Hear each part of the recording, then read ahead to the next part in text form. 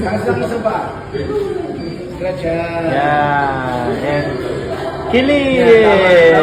Yes! Parang mga bata na nag-enjoy ang dalawa na sina Andres Mulak at Astin Olvega na magkatabing nakaupo habang naglalaro. Habang relax lang si Andres, ang kamay naman ni Astin ay gigil na gigil sa pagpipindot.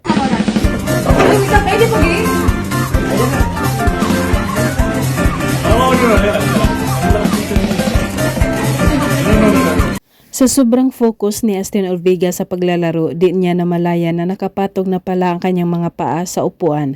Makikitang napakabilis na pinipindot ng mga kamay niya ang keyboard. Nag-time ako dati. Gari ka sa akin, nag-time ako dati.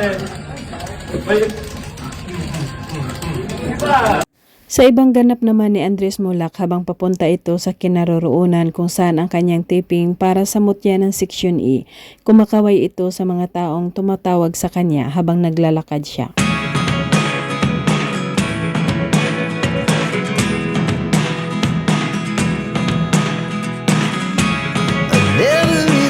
Tuwang-tuwa na parang bata si Astin Olvega na naglalambitin habang tinutugtog ang awiting awi.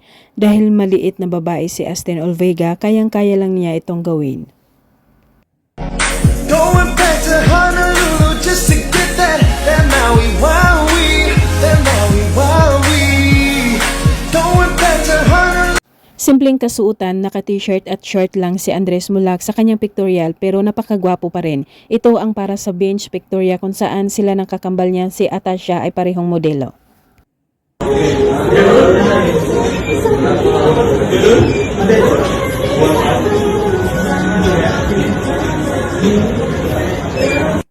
Samantala, napakaganda ni Astin Olvega at kasama si Rica Peralejo na naglalakad sa red carpet para sa premiere night ng kanilang pelikula na Manila's Finest.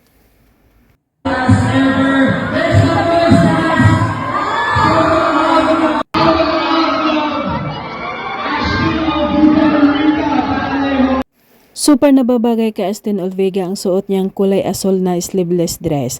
Lutang ang kanyang kagandahan habang kinukuhanan siya ng picture ng mga press na dumalo sa naturang premiere night. One way, nice go. Smile. Tuloy ang napakapuging si Andres Mulak, napakanta na lang ng Ikaw ang Miss Universe na paboritong kantahin nito tuwing may mga show sila ni Astin Olvega. Ikaw ang Miss Universe ng buhay ko. Yun lang, okay. Yay! Medyo kinabahan ako dun ha.